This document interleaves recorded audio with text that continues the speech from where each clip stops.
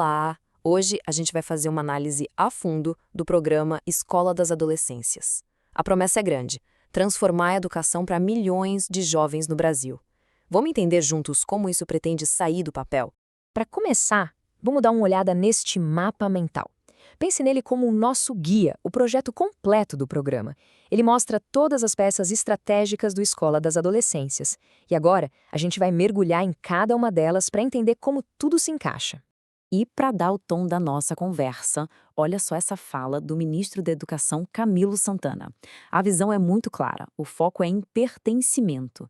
A ideia é fazer com que os jovens sintam que a escola é um lugar deles, para que eles queiram estar lá e, claro, permaneçam estudando.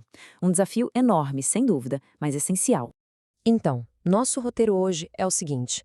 Primeiro, vamos entender o que é o programa.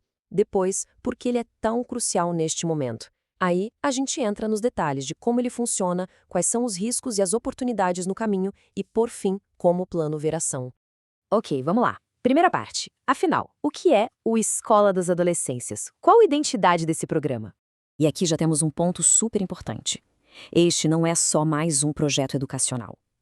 É, na verdade, a primeira política pública federal da história do Brasil, desenhada especificamente para os anos finais do ensino fundamental, ou seja, para os alunos do 6º ao 9º ano. Uma fase da vida que a gente sabe que é crucial e que até agora ficava meio que num limbo, sem uma estratégia nacional própria. E o que é mais interessante na base desse programa é este número: 2.300.000. Essa foi a quantidade de estudantes adolescentes de todo o Brasil que foram ouvidos numa consulta nacional. A lógica por trás disso é bem direta, né? Para construir uma escola que realmente faça sentido, o primeiro passo é ouvir quem vive ela no dia a dia. Certo. Mas por que essa iniciativa é tão necessária, tão urgente, justamente agora? Os próximos dados que a gente vai ver ajudam a pintar esse cenário. Começando por este dado, que é bem alarmante, apenas 18%. Essa é a fatia de alunos do 9º ano que tem um conhecimento considerado adequado em matemática. É um número que acende um alerta vermelho e mostra um déficit de aprendizagem que vem se acumulando ao longo dos anos.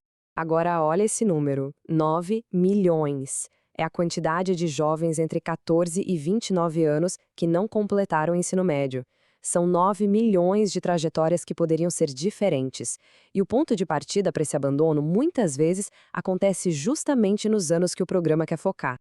E tem mais. A taxa de frequência escolar, que deveria ser de pelo menos 95%, caiu. Estamos com 94,6% das crianças de 6 a 14 anos na escola. Pode parecer pouco, mas isso sinaliza uma crise de engajamento. A escola, para muitos, está perdendo a relevância. Ok. O cenário é desafiador. Então, como exatamente o Escola das Adolescências pretende virar esse jogo? Vamos dar uma olhada no motor do programa, na sua estrutura. A base de tudo está em 3 pilares estruturais. Primeiro, uma governança que busca mais equidade. Segundo, o desenvolvimento profissional, ou seja, investir na formação de quem está na sala de aula. E terceiro, uma reorganização do currículo e da pedagogia para deixar tudo mais moderno e interessante. E a grande sacada, a inovação no coração do programa, são os chamados clubes de letramentos. A ideia é genial. Imagina só, clubes de letramento científico, matemático, literário e até de ação comunitária. A verba vai direto para a escola criar esses espaços onde o aluno aprende na prática, com projetos, e se sente muito mais engajado. Mas como em todo grande projeto, nem tudo é um caminho fácil. É fundamental entender os riscos e também as oportunidades que estão na mesa. Vamos analisar esse cenário estratégico. É um jogo de equilíbrio. De um lado, os riscos. A burocracia do FNDE, a baixa capacidade técnica em algumas escolas, planos pedagógicos ultrapassados e falta de infraestrutura.